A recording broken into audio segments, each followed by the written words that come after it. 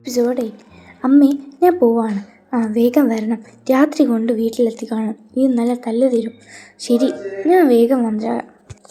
മിത്ര, എത്ര നേരമായി കാത്തിരിക്കുക. എൻ്റെ പൊന്നു, ഞാൻ വന്നില്ലേ. പല്ലവി, വാ പോകാം. ദിയ, നമുക്ക് ആദ്യം മൂക്കുത്തിയാലോ? ആദ്യം മിത്ര കുത്തട്ടെ, എന്നിട്ട് ഞാൻ കുത്താം.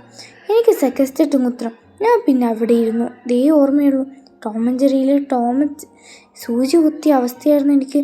അങ്ങനെ ഒരു യുദ്ധം കഴിഞ്ഞ് തീർന്ന ഞാൻ അവിടെ ഇരുന്നു. എൻ്റെ കളി കണ്ടിട്ട് ഭയങ്കര ആത്മവിശ്വാസത്തിൽ വന്ന വ്യക്തിക്ക് കുത്തണ്ട എന്നുള്ള അവസ്ഥയായിപ്പോയി എന്ന രീതിയിൽ നിൽക്കുക.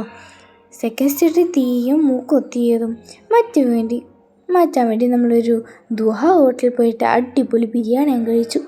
പിന്നെ ഡ്രസ്സ്, ഹൽദി, ഏത് മഞ്ഞ ഡ്രസ്സ് ഇടണോ എന്നുള്ള കൺഫ്യൂഷനായി. ഇത് ഇടാലോ? വേണ്ട, ഇതിടാം. ഞാൻ എൻ്റെ ഡ്രസ്സ് എടുത്ത് കഴിയുമ്പോഴേക്കും 4 മണിയായി. പിന്നെ ഹെയർ കളർ ചെയ്യണം, പിന്നെ ബ്യൂട്ടി പാർലറിൽ പോകണം. സമയമില്ല, നാളെ പോകാം തീരുമാനിച്ചു. പിന്നെ വീട്ടിലെത്തിയപ്പോൾ തവള മുന്നിൽ. പെൺകുട്ടികളായ അഴിഞ്ഞു വിടണം.